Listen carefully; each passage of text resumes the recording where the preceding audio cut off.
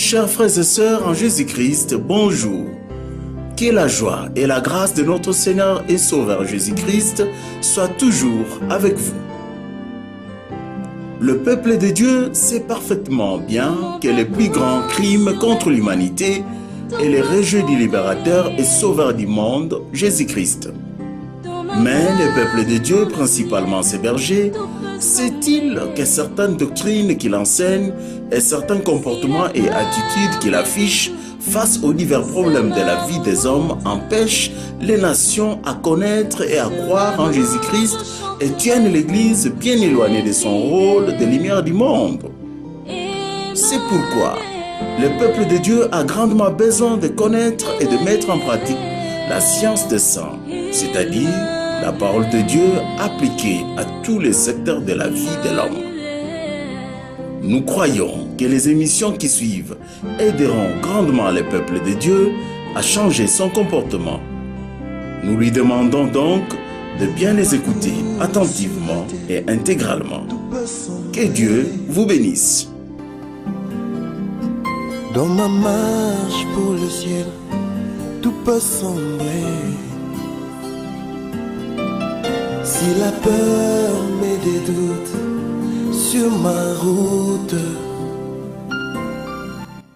Merci de nous recevoir chez vous, fidèles téléspectateurs, et bienvenue dans ce nouveau numéro de votre émission qui porte sur la science des saints, la parole de Dieu qui s'applique dans tous les domaines de la vie. Vous avez aimé les émissions précédentes et aujourd'hui, l'enseignement va porter autour du thème « Plus jamais de confusion entre le royaume des dieux et le royaume de Satan ». Nous allons développer ce thème tout au long de l'enseignement de ce jour avec le frère Sébastien Kindidi, à qui je dis déjà bonjour. Bonjour, sœur Charlane. Voilà, frère Sébastien Kindidi, nous allons développer avec vous tout au long de l'enseignement de ce jour. Le thème n'est plus jamais de confusion entre le royaume des dieux et le royaume de Satan. Je crois que le peuple de Dieu attend à découvrir un peu quelle est cette confusion et comment faire pour éviter la confusion. Merci, ma sœur. Quelle est cette confusion? Quand est-ce que cette confusion est entrée dans le royaume de Dieu? Ma sœur, je vous invite à lire de nouveau, parce que vous l'aviez déjà fait, lire Matthieu, chapitre 13e, à partir du verset 24, jusqu'à la fin, 43. Voici ce que la Bible nous dit. Il leur proposa une autre parabole et il dit, « Le royaume des cieux est semblable à un homme qui a sémé une bonne sémence dans son champ. Mais pendant que les gens dormaient, son ennemi vint, sema des livrées parmi le blé et s'en alla. Lorsque l'herbe eut poussé et donné du fruit, l'ivrée parut aussi. Les serviteurs du maître de la maison vinrent lui dire, « Seigneur, n'as-tu pas sémé une bonne sémence dans ton champ? D'où vient donc qu'il y a de l'ivrée ?» Il leur répondit, « C'est ton ennemi qui a fait cela. » Et les serviteurs lui dirent, « Veux-tu que nous allions l'arracher? » Non, dit-il, de peur qu'en arrachant l'ivraie, vous ne déracinez en même temps le blé. Laissez croître ensemble l'un et l'autre jusqu'à la moisson, et à l'époque de la moisson, je dirai aux moissonneurs, arrachez d'abord l'ivraie et liez-la en gerbe pour la brûler, mais amassez le blé dans mon grenier. Il leur proposa une autre parabole et il dit, « Le royaume des cieux est semblable à un grain de sénévé qu'un homme a pris et sémé dans son champ. C'est la plus petite de toutes les semences, mais quand il a poussé, il est plus grand que les légumes et il devint un arbre, de sorte que les oiseaux du ciel viennent habiter dans ses branches. » Il leur dit cette autre parabole, « Le royaume des cieux est semblable à du levain qu'une femme a pris et mis dans 3 mesures de farine jusqu'à ce que la pâte soit toute levée. » Jésus dit à la foule toutes ces choses en parabole et il ne lui parlait point sans parabole afin que s'accomplisse ce qui a été annoncé par le prophète. « J'ouvrirai ma bouche en parabole, je publierai des choses cachées depuis la création du monde. » Alors il renvoya la foule et entra dans la maison. Ses disciples s'approchèrent de lui et dirent, « Explique-nous la parabole de l'ivraie du champ. » Le champ, c'est le monde, La bonne sémence, ce sont les fils du royaume. L'ivré, ce sont les fils du malin. L'ennemi qu'il a sémé, c'est le diable. La moisson, c'est la fin du monde. Les moissonneurs, ce sont les anges. Or, comme on arracha l'ivrée et qu'on la jette au feu, il en sera de même à la fin du monde. Le Fils de l'homme enverra ses anges qui arracheront de son royaume tous les scandales et ceux qui commettent l'iniquité, et ils les jetteront dans la fournaise ardente où il y aura des pleurs et des grincements des dents. Alors les justes resplendiront comme le soleil dans le royaume de leur Père. Que celui qui a des oreilles pour entendre, entende. Amen. Amen. Nous allons nous appesantir sur la parabole concernant la bonne sémence et l'ivraie. Nous y revenons parce que notre enseignement de ce jour, et qui a pour titre « Plus jamais de confusion entre le royaume de Dieu et le royaume de Satan », peut également s'intituler « Plus jamais de confusion entre la bonne sémence et l'ivraie », ou encore « Plus jamais de confusion entre les fils du royaume et les fils du malin ». Plus de confusion, il n'y en a plus. Pourquoi? Parce que les uns et les autres ont grandi. L'ivraie a grandi et la bonne semence également a grandi. Maintenant, on peut les distinguer nettement. Il n'y a plus moyen de les confondre. Plus de confusion entre la bonne sémence et l'ivraie. Plus de confusion entre les fils du royaume et les fils du malin. Plus de confusion entre le royaume de Dieu et le royaume de Satan. Plus de confusion. Lorsque vous avez entendu toutes les 44, nous sommes à la 44e émission de notre enseignement sur la science des saints, eh bien, vous allez arriver à cette conclusion, il n'y a plus moyen de confondre. C'est clair. Et c'est cela, sortir de Babylone. Tant que vous ne compreniez pas cela, tant que nous ne comprenions pas exactement ce qu'il y a et ce qu'il faut faire, nous ne sortions pas de Babylone. Parce que nous avons cru que Babylone, c'était une église seulement. Mais maintenant que nous avons compris l'ensemble de l'enseignement, nous savons que Babylone, c'est le monde. Babylone, c'est la confusion. Babylone, c'est l'esclavage. Babylone, c'est le mélange de la parole de Dieu et de la philosophie. Maintenant, il faut séparer. La parole de Dieu, c'est la parole de Dieu, et la philosophie, c'est la philosophie. La Bible nous dit que personne ne fasse de vous sa proie par la philosophie, par une vaine tromperie, s'appuyant sur les traditions des hommes, sur les principes élémentaires du monde et non sur Christ. Maintenant, c'est la séparation. Nous ne pouvons pas, le dimanche, aller au culte entendre la parole de Dieu, et pendant la semaine, nous suivons les philosophies. Non, séparation. Et d'où vient la confusion? La confusion est venue depuis les débuts de l'Église. Nous avons eu à parler de l'antéchrist et des antéchrists qui sont entrés dans l'Église pour semer la confusion. Le diable a utilisé deux méthodes pour essayer de contrecarrer l'œuvre du Seigneur, l'œuvre de la rédemption. Il a fait tuer, il y a eu beaucoup de massacres, beaucoup de martyrs durant les 3 premiers siècles. Ayant vu que cette méthode ne suffisait pas, il a introduit une seconde méthode qui est la falsification de la parole de Dieu. tromperie. On prend un verset, on le fait sortir de son contexte et on trouve des prétextes. Nous avons eu à parler de ce fameux verset. Rendez à César ce qui est à César et à Dieu ce qui est à Dieu. On falsifie l'interprétation et on dit, voilà, il y a séparation de l'Église et de l'État. Maintenant, nous avons compris toutes ces faussetés. Nous avons compris qu'il n'y a pas d'un côté l'État et de l'autre Dieu. Jamais. Dieu est le créateur des pays, des États, de la terre. À l'Éternel, la terre et tout ce qu'elle renferme. Le monde et tout ce qui l'habite. Vous ne pouvez pas les séparer. L'Église est au milieu du village. Encore une falsification, encore une fausseté de Satan. L'Église n'est pas au milieu du village.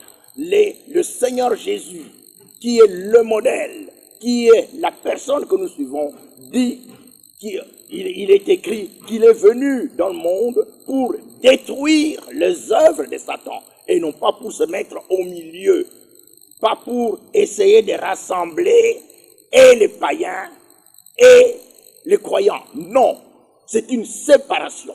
On ne les met pas ensemble.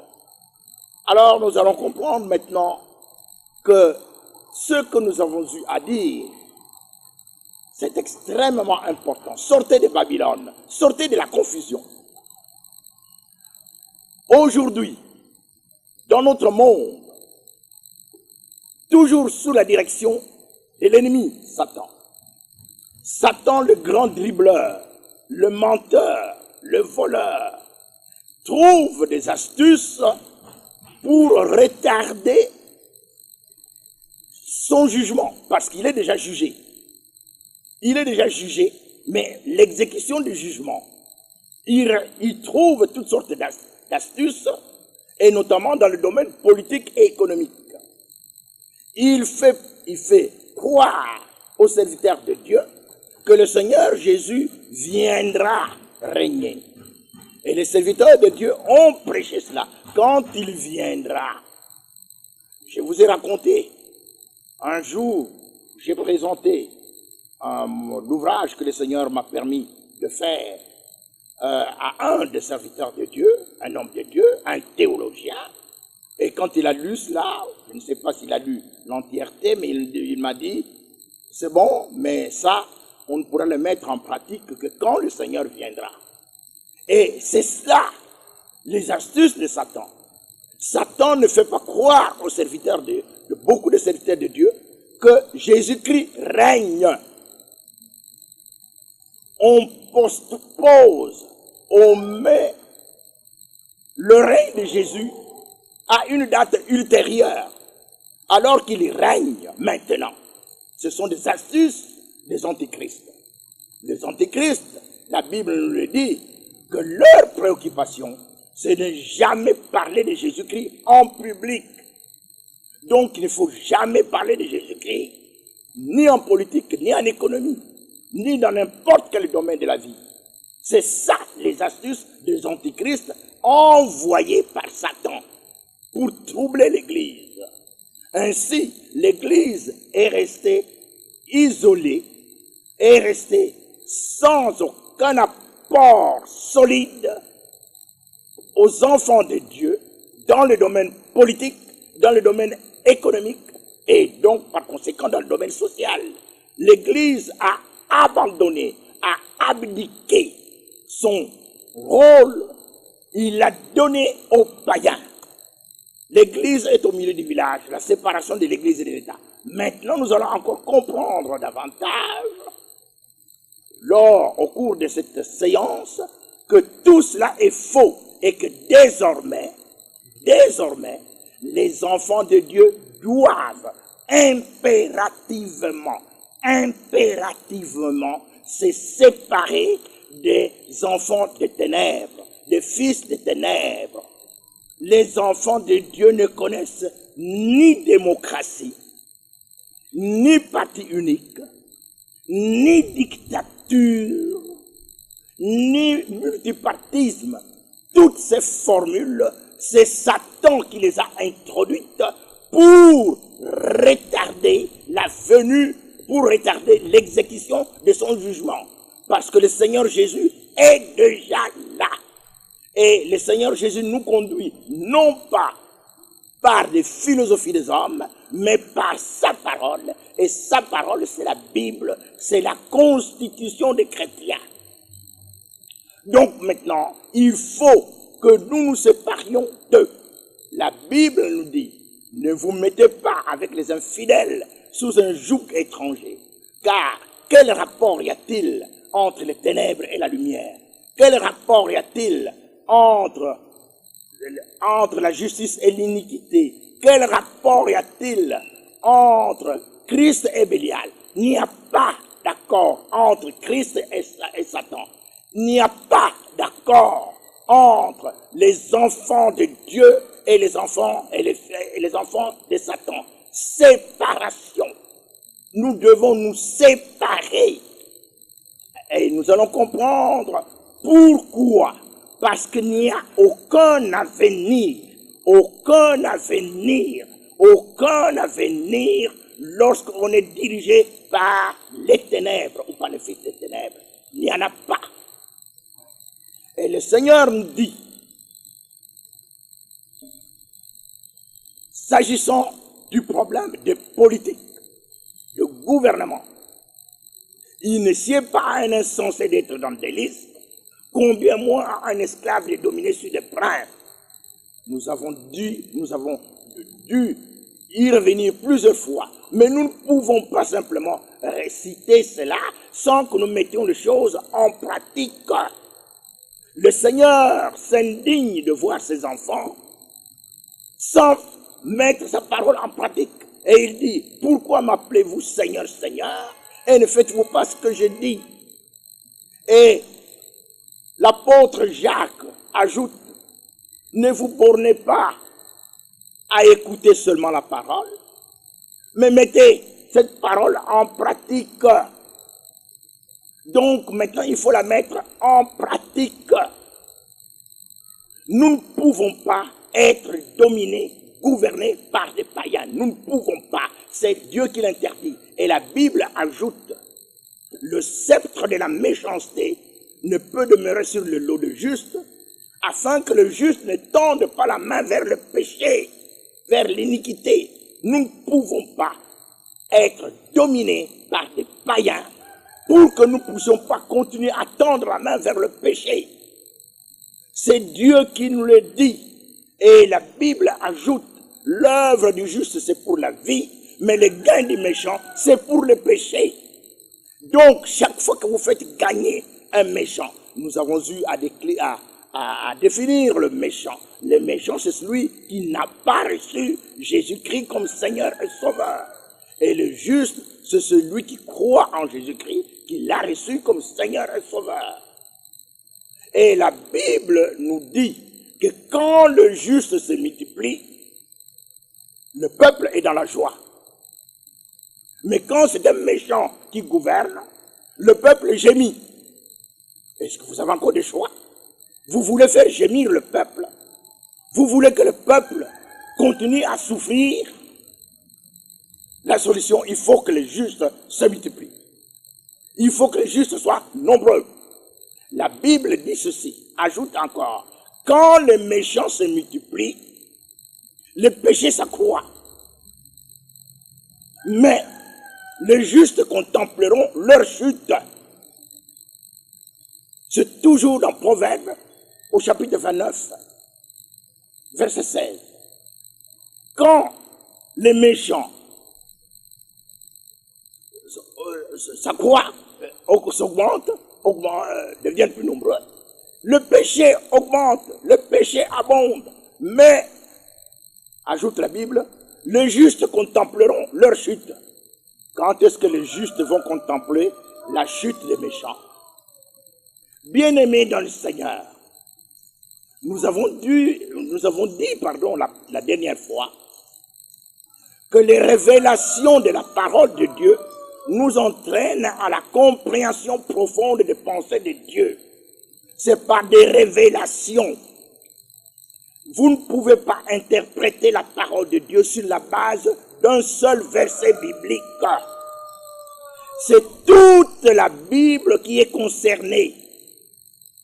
Et quand vous touchez à un verset, sachez que ce même verset, il est repris quelque part encore, mais sous une autre forme. Mais jamais de contradiction, jamais. Et donc l'homme, par son intelligence humaine, ne peut pas comprendre les saintes écritures. Ce n'est pas par un diplôme de quelque nature que ce soit. Beaucoup de diplômes, que ce soit dans les universités les plus connues ou dans les instituts bibliques les plus connus, vous ne connaîtrez jamais les profondeurs de Dieu par un diplôme quelconque. Nous aussi, nous avons eu la grâce de faire de la théologie. Mais, quand le Seigneur s'est révélé à nous, et c'est de manière progressive, nous avons compris que notre diplôme, oui, c'est une étape, mais vous êtes toujours élève à l'école de Jésus-Christ, avec votre diplôme, quel que soit son niveau, docteur ou super docteur. Maintenant, les gens se présentent avec toutes sortes de titres, mais aucun de ces titres ne vous permet de comprendre les profondeurs de Dieu. Les profondeurs de Dieu, nous ne pouvons les comprendre que par le Saint-Esprit. Et le Saint-Esprit nous est donné quand nous croyons en Jésus-Christ, la parole de Dieu, et quand nous nous repentons. Alors, Dieu vient habiter en nous et nous devenons le temple de Dieu, c'est-à-dire le temple du Saint-Esprit. Et Dieu va nous révéler ses pensées, Dieu va nous révéler ses voies. Quand le Seigneur dit, quand les méchants se multiplient, le péché s'accroît, mais les justes contempleront leur chute, la chute des méchants. C'est dit, mais comment les justes vont-ils connaître la chute des méchants? Dieu s'arrête là, mais il est toujours dans sa parole. Il faut que le roi, c'est-à-dire celui qui a son esprit, puisse approfondir cette parole et Dieu va lui révéler. C'est là la méthode, les voies par lesquelles les méchants vont être mis, si vous voulez, à nu. Les méchants vont être châtiés. Et c'est toujours la parole de Dieu qui va vous le révéler. Quand le Seigneur dit ceci,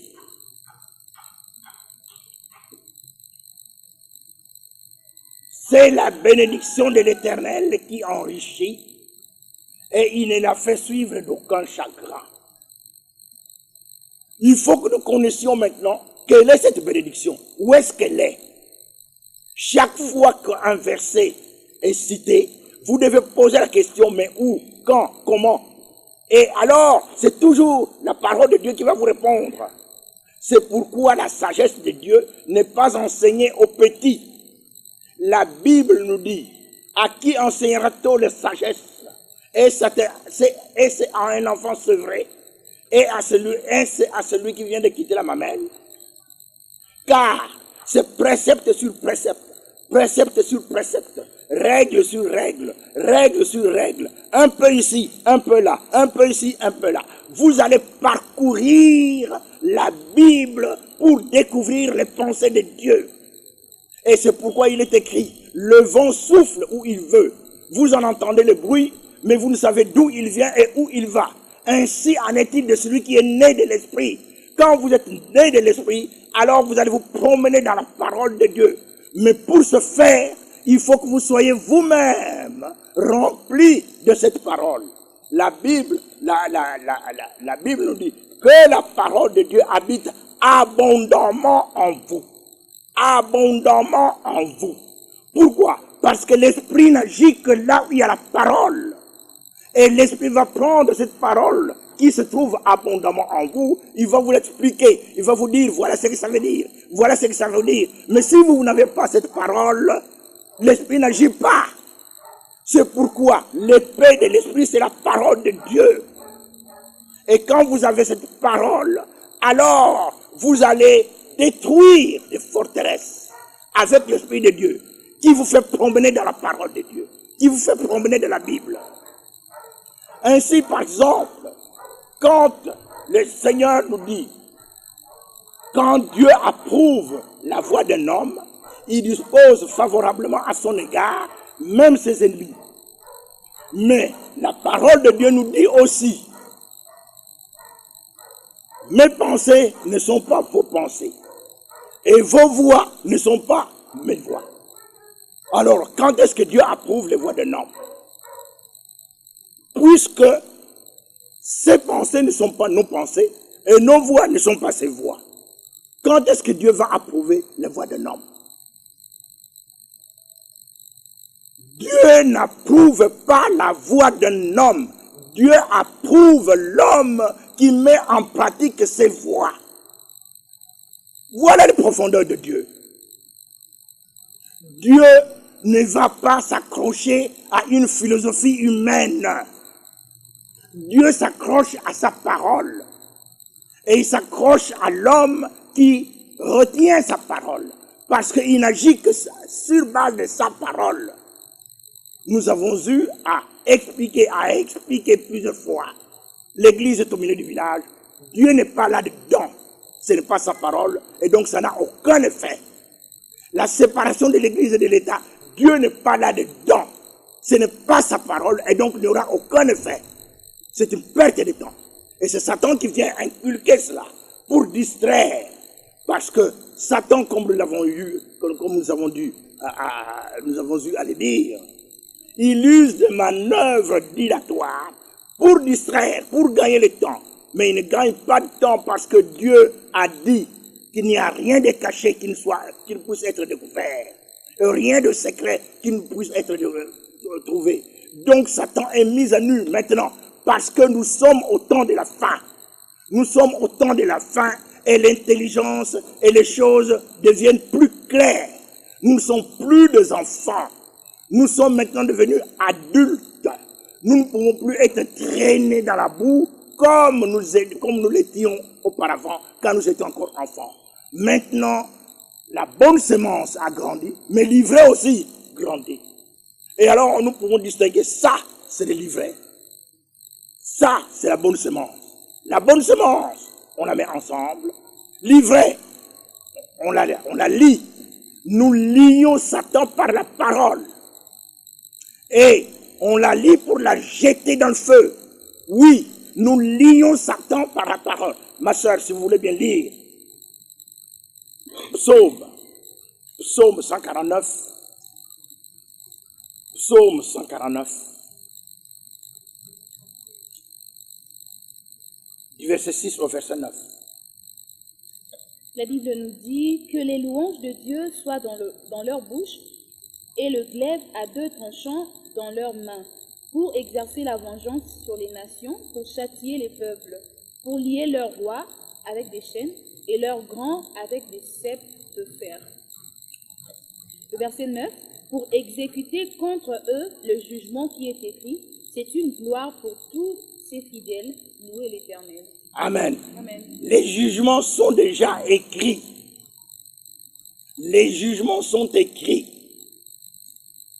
Nous allons voir que sur le plan économique, le Seigneur dit, nous parlons de l'économie, parce que nous sommes écrasés, nous, enfants de Dieu. Si nous voulons que la parole de Dieu aille de l'avant, nous devons être riches. La Bible dit, les lèvres, la sagesse du pauvre est méprisée. Ces paroles ne sont pas écoutées. Donc il faut être riche. Mais on barre la route à ceux qui veulent devenir riches comme les autres, comme ceux qui nous ont précédés, qui veulent s'industrialiser. Nous avons eu à dire que sans Jésus-Christ, jamais nous ne pouvons atteindre le niveau d'industrialisation. Alors que sans industrialisation, il n'y a pas de richesse, il n'y a pas de création d'emplois. Et donc, c'est la voie obligée. Et cette voie, elle est biblique. Assujettissez la terre. Soyez féconds, multipliés. Mais, lorsque vous le faites par vous-même, vous n'allez pas y arriver. Sans Jésus-Christ, non. Nous avons cité des cas de présidents qui ont été tués. Parce que Dieu ne donne pas sa gloire à un homme. Dieu donne sa gloire à lui-même. Et donc, il faut qu'il y ait des gens qui proclament Jésus-Christ et toute la gloire à Jésus-Christ. Alors seulement, Dieu va être avec eux. Et s'il y a des gens qui se lèvent contre eux, Dieu va les mettre KO. La Bible nous dit, oh si mon peuple m'écoutait, oh si Israël suivait mes voies, en un instant, je confondrai ses ennemis. Je tournerai ma main contre leurs adversaires. Ceux qui haïssaient l'Éternel le flatteraient. Et le bonheur d'Israël durerait toujours. C'est que nous devons être avec Dieu et faire sa volonté. Si nous ne faisons pas la volonté de Dieu, c'est un échec. Et c'est pourquoi nous ne pouvons pas demeurer avec eux dans leur parti politique, dans leur philosophie. Il n'y a rien dedans. Il n'y a rien. Sans moi, vous ne pouvez rien faire. Seigneur, la vérité, Jésus-Christ. Sans lui, nous ne pouvons rien faire. Mais avec lui, c'est la débandade dans le camp de l'adversaire. C'est pourquoi nous devons nous séparer de toutes les philosophies. Il n'existe aucun parti politique au monde, nous tenons à les répéter. Il n'existe aucun parti politique au monde qui fasse le bonheur des peuples. Ça n'existe pas. Là où il y a réussite sur le plan politique, sur le plan économique et social, on a mis en pratique la parole de Dieu. C'est pourquoi Dieu les appelle des voleurs et des brigands. Est-ce que vous entendez? C'est parce qu'ils ont mis en pratique ce que Dieu dit dans sa parole. C'est pour cela qu'ils réussissent. Et donc, en dehors de la parole, c'est l'échec. Mais il y aura un jour où le Seigneur, parce que ses enfants vont se lever, parce que ses enfants vont être unis, parce que ses enfants vont le servir, alors Dieu va changer les choses. Plusieurs premiers seront les derniers et plusieurs derniers seront les premiers. C'est toujours la Bible. Mais à condition maintenant que les enfants de Dieu se lèvent et soient parfaitement un. Car la bénédiction qui enrichit, elle est conditionnée par l'unité. Écoutez ce que dit la parole de Dieu. C'est la bénédiction de l'Éternel qui enrichit. Et il ne le fait suivre d'aucun chagrin. Mais où est-ce que vous allez trouver cette bénédiction? Cette bénédiction se trouve dans l'unité des enfants de Dieu. Où est-ce que c'est dit? Dans la Bible. Psaume 133. Oh, qu'il est doux et agréable, vous les frères, de demeurer ensemble. C'est là que j'envoie la bénédiction et la vie pour l'éternité. Tant que vous êtes dispersés, il n'y a pas de bénédiction. Mais si vous êtes ensemble et que vous travaillez pour l'utilité commune, c'est-à-dire aller et faire de toutes les nations des disciples pour la mission, alors la bénédiction de Dieu vient. Alors vous allez renverser les forteresses parce que nous sommes envoyés au combat. Bien-aimés, il faut que nous comprenions que le chrétien, dès que vous êtes né de nouveau, que vous entrez dans l'armée de Dieu. C'est une armée. Ézéchiel 37, vous lirez, c'est une armée. Quand vous avez l'esprit, vous êtes dans une armée. Et vous allez alors, à ce moment-là, renverser les trônes du royaume. Vous allez détruire les forces du royaume des nations. Parce que nous sommes au combat. Il ne faut pas dormir. Dieu nous a donné son esprit et sa parole pour combattre. Alors maintenant, qu'est-ce que nous devons faire, bien-aimés dans le Seigneur? Toutes les émissions que nous avons eues à diffuser, toutes s'adressent principalement aux prédicateurs de la parole de Dieu. C'est ce que le Seigneur nous a montré. Parce que c'est là que se trouve l'erreur ou les erreurs. C'est là quand le Seigneur dit « j'en veux au berger ». Parce que si vous avez l'Esprit de Dieu, vous devez, par votre esprit et parce que vous méditez la parole de Dieu, être dans la profondeur de la parole de Dieu, alors vous allez enseigner les voies de Dieu, comme David. J'enseignerai tes voies à ceux qui les transgressent, et les pécheurs viendront à toi. Mais comment peux-tu enseigner les voies de Dieu si toi-même tu ne les connais pas? Nous devons connaître les voies de Dieu. Toutes les philosophies qui nous poussent à quitter la parole de Dieu doivent être bannies. Du reste, aucune philosophie ne nous conduit au bonheur. Il n'y en a pas. Donc, la seule la parole de Dieu est notre guide et notre maître. Alors, bien-aimés dans le Seigneur, je voudrais vous dire ce que j'ai toujours dit. C'est avec humilité. Humilité. Parce que tout est grâce, tout est grâce. Tout est grâce, tout est grâce. Je ne peux rien de moi-même inventer quoi que ce soit. Mais je prie les bien-aimés qui sont nos aînés et qui prêchent la parole de Dieu de laisser tomber leur titre. Parce que la titromanie, je ne sais pas si c'est un terme français, s'il est accepté par l'Académie française, mais sinon ça devient un néologisme, nous inventons ce titre. Titromanie, c'est-à-dire la manie de titre. La manie de titre nous écarte de notre mission d'être disciples. Ce ne sont pas ces titres qui vous permettront d'entrer en profondeur, mais c'est quand vous êtes disciples, alors en ce moment-là, vous entrez dans la parole de Dieu. Tous ces titres gonflent les serviteurs de Dieu. Pape, archevêque, bishop, archbishop,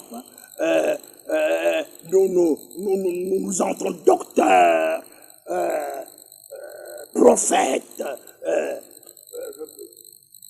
apôtre. Maintenant, les gens s'accrochent à des titres. Écoutez, le Seigneur Jésus n'a pas laissé de titres, il n'a laissé que des disciples. Et les disciples, c'est quelqu'un qui écoute. C'est la Bible qui nous dit. Écoutez comme écoutent les disciples. Beaucoup de gens ont été inspirés, ont parlé, mais on ne les écoute pas parce qu'ils n'ont pas de grandes références. Et alors, des gens pour se faire écouter, ils multiplient de titres. J'ai entendu un jour à la télévision un pasteur qui devait prêcher, mais on le présente. Il était docteur, prophète général. Des titres pour attirer les gens, parce que ça c'est un docteur qui va parler, ça c'est un prophète qui va parler, ça c'est un général qui va parler. La titromanie tue l'œuvre de Dieu. Vous entendez? La Bible nous dit ceci. La révélation de ta parole est claire. Elle donne de l'intelligence aux simples. Entendez? La révélation de ta parole est claire. Elle donne de l'intelligence aux simples. Dieu ne s'adresse pas aux orgueilleux. La Bible nous dit, si quelqu'un croit savoir quelque chose, il n'a pas encore connu comme il faut connaître. Et donc, on est élève permanent à l'école de Jésus-Christ. Quel que soit le nombre d'années qu'on est passé dans un ministère, quels que soient les titres que l'on a. Et la Bible ajoute, qui connaît ces égarements? Pardonne-moi ceux que j'ignore. Et préserve-moi des orgueilleux qui ne dominent pas sur moi. Alors, je serai intègre et innocent des grands péchés. Les orgueilleux ne se répandent pas. Les orgueilleux n'entrent pas dans la profondeur. Les orgueilleux croient connaître alors qu'ils ne sont qu'élèves à l'école de Jésus-Christ. D'où division, d'où séparation, alors que Dieu nous veut parfaitement un. Parce que son Église est la seule solution au problème de l'humanité. Voilà. Merci frère Sébastien Kindidi pour l'enseignement de ce jour qui porte sur le thème « Plus jamais de confusion entre le royaume des dieux et le royaume de Satan ». Nous sommes déjà en train de courir vers le temps. Nous cheminons vers la fin de cette émission. Si vous pouvez résumer en 2 minutes le message, l'essentiel du message de l'enseignement d'aujourd'hui pour permettre aux bien-aimés qui nous ont rejoints en retard de bien comprendre cette confusion et de bien faire attention pour ne plus tomber dans la confusion. Merci bien ma soeur. Résumé, vous avez toujours parlé de résumé. Je réponds toujours la même chose. Le résumé, c'est écouter les 44 émissions. Nous sommes à la 44e émission. Parce que ce sont des enseignements. Excusez-moi. Ce que je dis aujourd'hui n'a peut-être pas encore été dit, ou peut-être l'a déjà été. Mais il y a beaucoup d'autres choses qui ont été dites et que chacun, humblement, doit pouvoir accepter. Alors, il y aura repentance. Parce que si on ne se répand pas après avoir eu la connaissance de la vérité, qu'est-ce qui va arriver? C'est la Bible qui répond. Si quelqu'un pêche volontairement après avoir eu la connaissance de la vérité, il n'y a plus de sacrifice pour le péché, mais l'attente terrible du jugement et l'ardeur d'un feu qui dévorera les rebelles. Quand le Seigneur nous dit « Sortez de Babylone » pour que vous ne puissiez pas participer à leur péché et que vous n'ayez pas part à leur fléau, parce que les temps sont mauvais, les fléaux sont en train de venir. Et donc la repentance doit commencer dans l'Église par ceux qui prêchent la parole de Dieu. Qu'on cesse les titres, qu'on abandonne les titres et qu'on redevienne disciples. Alors on va apprendre. Alors humblement le Seigneur va inspirer, va souffler son esprit sur ces simples, ceux qui se croient simples, et alors l'Église va avancer. Parce que autrement, c'est le jugement. La Bible le dit, celui qui sait, qui doit se repentir, mais qui ne le fait pas, il sera brisé subitement et sans remède. Nous sommes au temps de la fin. Nous sommes au temps de la fin. L'ivrée et la bonne semence ont grandi. Nous ne pouvons plus être entraînés dans des philosophies du monde. Nous devons être fondés sur la parole de Dieu. Mais quand le Seigneur nous dit, dans Psaume 82, que c'est nous qui devons délivrer les pauvres, les misérables, de la main des méchants. Ça signifie quoi? Ça signifie que Dieu nous donne l'ordre de nous organiser politiquement. Parce qu'il faut délivrer les méchants de la main les pauvres, les malheureux, les indigents, de la main des méchants. Et comment? C'est quand vous vous multipliez, mais où est-ce que vous allez vous multiplier quand vous êtes divisés? La Bible nous dit que nous devons être un, que nous devons avoir le même langage, qu'il n'y ait pas de division parmi nous, mais que nous soyons tous unis dans un même sentiment et dans un même esprit. Mais cette unité va venir d'où? Si vous ne faites pas un front commun politique. Politique. Politique. Parce que c'est votre devoir de délivrer les malheureux de la servitude des méchants. Nous sommes Réveil chrétien. Nous donnons ce message que ceux qui nous entendent comprennent l'impérieuse nécessité d'être parfaitement.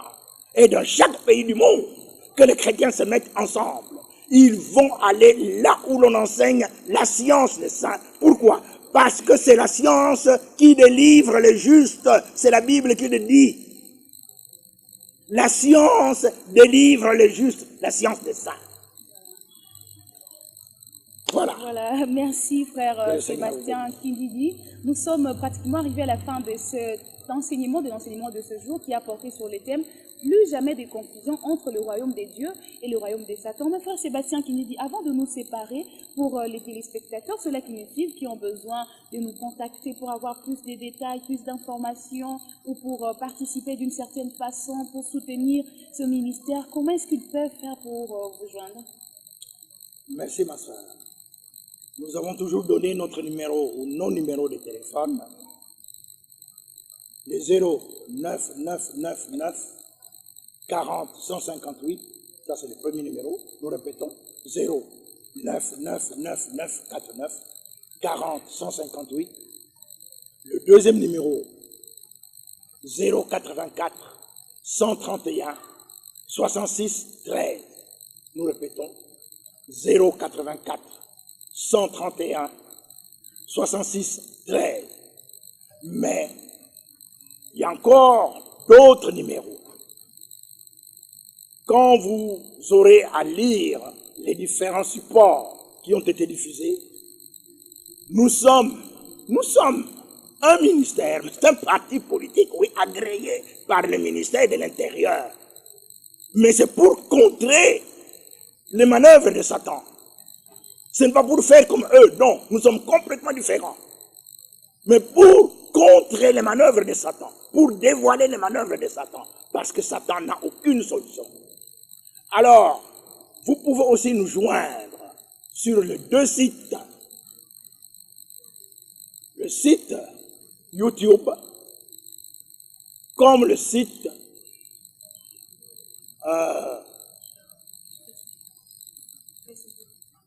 Facebook, oui. Le site Facebook, comme le site YouTube, la science des saints. Frère Sébastien qui dit qu'il peut.